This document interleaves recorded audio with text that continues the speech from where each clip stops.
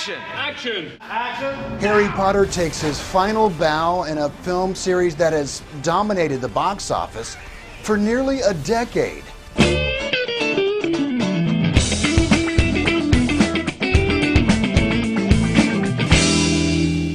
Broadcast film critic Brett Martin here with you. Thanks for watching.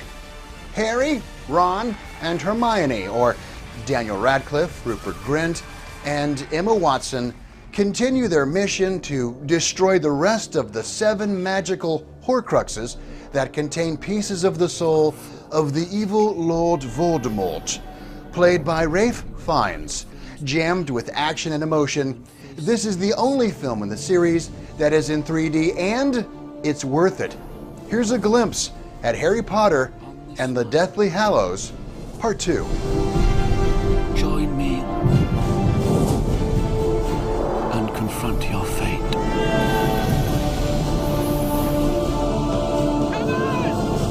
We can end this. I never wanted any of you to die for me.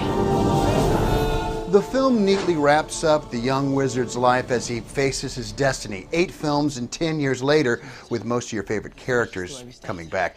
But this final chapter may leave you a bit misty-eyed if you're not careful. Something's got to give. Harry Potter, the boy who lived, come to die. You don't need to be a Potterphile to enjoy this movie, but Deathly Hallows Part 2 does offer some long-promised answers for those familiar with the big story. It also dares to pose some eternal questions that will stick with you long after the final chapter has closed.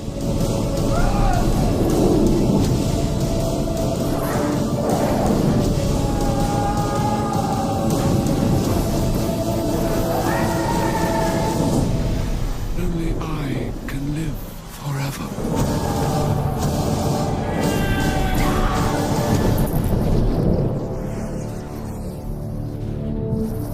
Thanks to J.K. Rowling's books, millions already know what's at stake in Part 2. But for those of you who don't worry, because you're not going to get any spoilers in this review.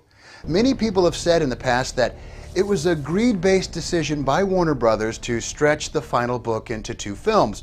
But I don't think so, because it took 2 films to depict the action in the last installment. The second half doesn't feel so overly stuffed or overly long. In fact, it's the shortest film in the series at just over 2 hours. The acting, the special effects, the story, it's all good.